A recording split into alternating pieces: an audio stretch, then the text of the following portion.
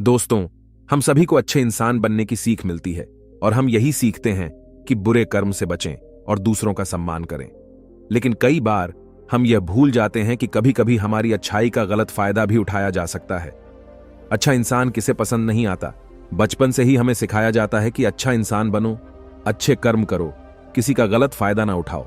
लेकिन यह सिखाया नहीं जाता कि जब हम पर कुछ लोगों द्वारा अन्याय किया जाता है तो हमें कैसे रहना चाहिए। जब हमारा गलत फायदा उठाया जा रहा हो, क्या तब भी अच्छे बने रहना और हमारा आत्मा सम्मान खोना सही है? जब एक अच्छे इंसान का हक जबरदस्ती छीना जा रहा हो, क्या तब भी अच्छे बने रहना ठीक है? दोस्तों, अच्छा होना आजकल एक आदर्श माना जाता है। जैसे कि आपने अपने आसपास के लोगों को यह कहते सुना होगा कि देखो वह इंसान कितना ज्यादा अच्छा है। लेकिन हम इस बीच यह भूल जाते हैं कि अच्छे होने की भी एक सीमा होना जरूरी है। हमें यह याद रखना चाहिए कि हद से ज्यादा अच्छा होना भी अच्छा नहीं होता। और अगर हम यह भूल जाएंगे तो यह दुनिया हमें यह बार बार याद दिलाएगी और साबित करेगी कि हद से ज्यादा अच्छा होना भी अच्छा नहीं होता। अक्सर आपने यह देखा होगा कि जो जितना अच्छा होता है उसे उतना ही दुख मिलता है। पर ऐसा क्यों? व्यक्ति हमेशा दूसरों की भावनाओं और जरूरतों को अपने आप से अधिक महत्वपूर्ण मानता है और इसी कारण वह खुद को एक कठिन स्थिति में पाता है। अक्सर उसे ऐसा महसूस होता है कि आखिर क्यों उसके किए हुए अच्छे कामों को लोग नजरअंदाज करते हैं और उल्टा उसी का गलत फायदा उठाया जाता है। कभी ज्यादा काम करवाने से लेकर तो कभी उसे बिना कोई महत्व देकर नजरअंदाज करने तक। किसी के लिए हम अच्छा करते हैं तो वहीं से हमें दुख प्राप्त क्यों होता है? आम तौर पर जब कोई आदमी कभी क्रोध कर दे या दुखी होकर किसी को भला बुरा कह दे तो हम उसे बुरा समझने लगते हैं।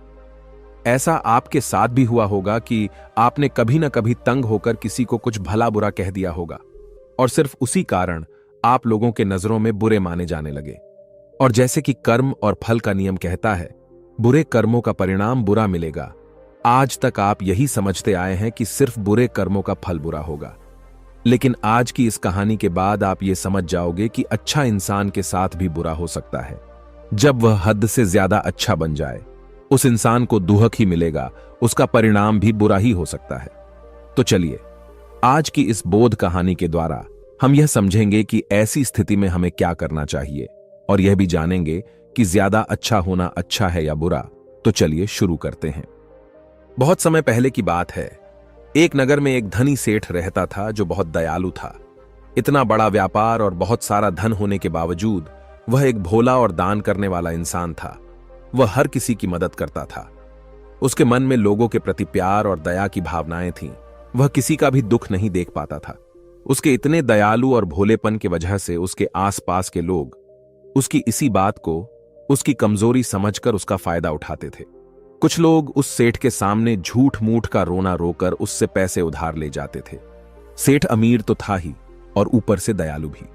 जब वह सेठ उन लोगों की दुखी हालत देखता और उनकी परेशानियां सुनता तो उसका मन भर आता। और जब वह लोग उससे कहते कि मुझे थोड़ा धन उधार चाहिए, क्या तुम मेरी मदद करोगे? मैं तुम्हारा यह एहसान कभी नहीं भूलूंगा, तो वह मना नहीं कर पाता। वह सोचकर धन दे देता कि अभी इसका बुरा वक्त चल रहा है, इसको मेरी मदद की जरूरत है, बाद में यह पैसे लौटा देगा। धीरे धीरे वक्त गुजरता गया। लोग उस सेठ के आगे बिना बात का रोना रोते और उसका धन ले जाते और कभी वापस नहीं करते। सेठ भी कभी धन वापस नहीं मांगता था। उसको लगता था कि जब इसका बुरा वक्त गुजर जाएगा तो धन वापस कर देगा। लेकिन कहते हैं ना कि हर सुबह के बाद रात होती है, हर सुख के बाद दुख आता है और दुख के बाद सुख आता है। ठीक उसी तरह उस सेठ के साथ भी हुआ। कुछ सालों बाद उसे पास धन कम होने की वजह से उसके व्यापार में माल भरने के पैसे कम होने लगे और इसके वजह से उसके दुकान पर अब ग्राहक भी कम होने लगे, क्योंकि जो सामान उन ग्राहकों को चाहिए था वह सामान उस व्यापारी के पास खत्म होने लगा था और उस सामान को लाने के लिए अब उसके पास इतना धन भी नहीं था। धीरे धीरे सेठ का धन समाप्त हो गया। एक समय था जब वह सेठ अपने नगर के अमीर लोगों में आता था, पर आज उसके पास पैसे नहीं थे। ऊपर से ढेर सारा कर्ज उसे बाजार से लेना पड़ा। उसे समझ नहीं आ रहा था कि वह क्या करे। उसने महात्मा बुद्ध के बड़े चर्चे सुन रखे थे। उसे यह पता था कि उसके बहुत मित्रों ने उनके पास जाके अपने जीवन के लिए सही मार्गदर्शन लिए है और वह जो ज्ञान देते हैं वह काफी जिंदगियां सुधार चुका है। उसने निश्चय किया कि अब तथागत गौतम बुद्ध ही उनकी समस्या का हल बताएंगे। यही सोचकर वह अगले दिन गौतम बुद्ध से मिलने निकल पड़ता है। वहां जाकर बुद्ध को प्रणाम करते हैं। फिर सेठ गौतम बुद्ध से कहता है, मुझे मेरी समस्या का निवारण चाहिए। बुद्ध कहते हैं, पूछो, क्या पूछना है। फिर सेठ उन्हें सारी बातें बताता है कि कैसे वो लोगों की मदद करके अमीर से गरीब हो गया, कैसे उसने बस लोगों की बुरी हालत देखकर अपने व्यापार के पैसे उन्हें मदद करने के लिए दे दिए और आज वह खुद जरूरतमंद हो गया है। गौतम बुद्ध उसकी सारी बातें ध्यान से सुनते हैं और कहते हैं कि तुम बहुत ही ज्यादा सीधे और दयालु हो। जरूरत से ज्यादा सीधा होना भी हमारे लिए मुसीबत पैदा कर सकता है। आगे बुद्ध कहते हैं, तुम लोगों की मदद इसलिए करते थे ताकि वो मुसीबत से बाहर निकल सके, लेकिन लोगों ने इसका फायदा उठाया और तुम्हें ठगने का काम करते रहे। उस सेठ ने कहा, आप बिल्कुल सही कह रहे हैं।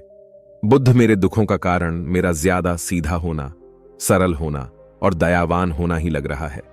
लेकिन मैं अब क्या करूं? मुझे रास्ता बताइए। क्या मैं बुरा बन जाऊं, दया निकालकर फेंक दूं, निर्दयी हो जाऊं? क्या अच्छाई करने की कोई कीमत नहीं इस दुनिया में? क्या मदद करने से या किसी का भला करने से बस यही परिणाम मिलता है? बुद्ध कहते हैं, नहीं, तुम्हें यह सब नहीं करना है। कई बार तुमने देखा होगा कि जो व्यक्ति ज्यादा अच्छा होता है उसे उतना ही ज्यादा दुख मिलता है। इसका सीधा कारण है कि वह अपने अधिकारों को सामने वाले की इच्छाओं से कम दर्जा देता है और फिर उसे जब भी आपसी अनबन होती है तो उसे अधिक तकलीफ होती है। लेकिन उसी के विपरीत हमें हमेशा यह भी नहीं सोचना चाहिए कि हमारा अच्छाई और भला करना बेकार है या यह बस हमारी कमजोरी है। हमें अच्छाई से हाथ कभी नहीं छोड़ना चाहिए। हमें बस यह सीखना है कि कभी कभी हमें भी अपनी बात रखने का अधिकार है और हमें अपने अधिकारों की रक्षा करनी चाहिए। इसलिए हमें अच्छे इंसान बने रहने के साथ साथ अपने अधिकारों की रक्षा करना भी सीखना होगा। अगर हमें गलत तरीके से नुकसान हो रहा है, कोई हमारा गलत फायदा उठा रहा है, तो हमें उसका सामना करने के लिए सही तरीके से खड़े होना जरूरी है। यही एक सच्चे और अच्छे इंसान की पहचान और शख्सियत होती है।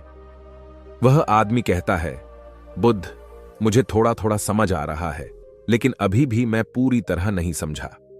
इस पर बुद्ध कहते हैं, चलो मैं तुम्हें एक कहानी सुनाता हूं, उसके बाद तुम्हें समझ आ जाएगा कि तुम्हें क्या करना है और क्या नहीं करना है।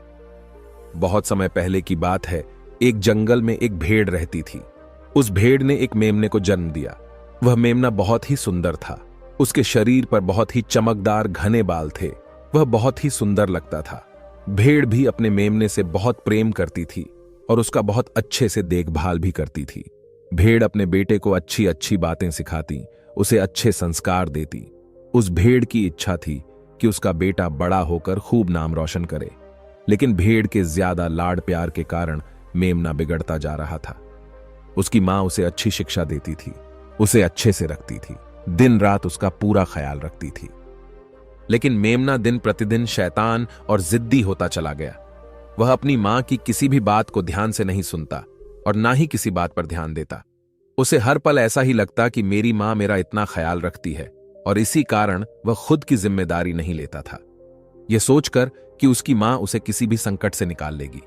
वह धीरे धीरे गैर जिम्मेदार होता जा रहा था और अब उस भेड़ का लाड और प्यार उसी के मेमने के अच्छे और जिम्मेदार बनने में रुकावट बन गई थी।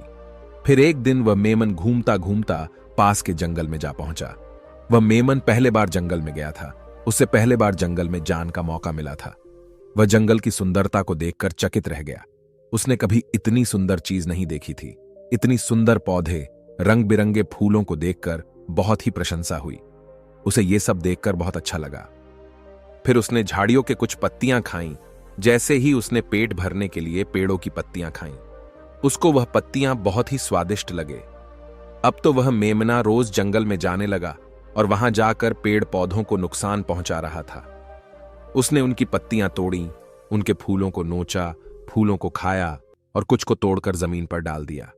उस मेमने को इस बात की बिल्कुल भी परवाह नहीं थी कि वह क्या कर रहा है। उसको इस बात का पता ही नहीं था कि जंगल में कोई खतरा भी है। वह तो मस्त मौला होकर जंगल में उछल कूद कर रहा था और पौधों को खूब से नुकसान पहुंचा रहा था। लेकिन जब उस मैने की मां को, यानी उस भेड़ को इस बारे में पता चला कि मेमना हर रोज जंगल जाता है, तो वह घबरा गई और मेमने को अपने पास बुलाकर समझाने लगी कि तुम जंगल में मत जाओ, वहां पर बहुत सारे खुखाकर जानवर हैं तुम्हारे ऊपर हमला कर देंगे, तुम्हें खा जाएंगे। लेकिन मां की बात का उस पर कोई असर नहीं हुआ, बल्कि वह मेमना अपने माता से कहने लगा कि मां, जो भी मेरे सामने आएगा वह मुझसे जमकर मार खाएगा, फिर वह बहुत पछताएगा। इसके बाद मेमना फिर से जंगल की तरफ भाग गया। उसे अपनी माता की कही बातें झूठी लगने लगी। हर रोज की तरह उस दिन भी वह उछल कूद करने लगा और पेड़ पौधों की पत्तियां तोड़ने लगा। कभी फूलों को तोड़ता, कभी पेड़ों को खूब नुकसान पहुंचाता। लेकिन उस दिन उस जंगल में एक शेर पहुंचा। वह शेर बहुत ही ताकतवर था, लेकिन ताकतवर होने के साथ वह दयालु भी था। उस शेर का मानना था कि कमजोर प्राणियों को नुकसान पहुंचाना ठीक नहीं है। शक्तिशाली होने का मतलब यह नहीं है कि मैं किसी कमजोर प्राणी पर शक्ति का प्रयोग करूं। वह शेर उस जंगल में घूमने लगा। घूमते घूमते हैं वहां पर पहुंचा जहां पर वह नासमझ मेमना शैतानी कर रहा था। शेर ने उस मेमने को देखकर आश्चर्य में पड़ गया। शेर ने सोचा कि इस मेमने को किसी खुखार जानवर का डर क्यों नहीं है। ये कैसे पेड़ पौधों की पत्तियां बिना काम के ही नोच रहा है। यह इनको खत्म कर रहा है और उन पत्तियों को खा कम बल्कि बिगाड़ ज्यादा रहा है। उसके बाद वह शेर कुछ देर तक चुपचाप खड़ा होकर उसको देखा रहा। और शेर सोचता है कि मेमना कुछ ही देर में मुझे देखकर यहां से भाग जाएगा और उसके डर के भाग जाने से मुझे बल का प्रयोग नहीं करना पड़ेगा। लेकिन ऐसा नहीं हुआ।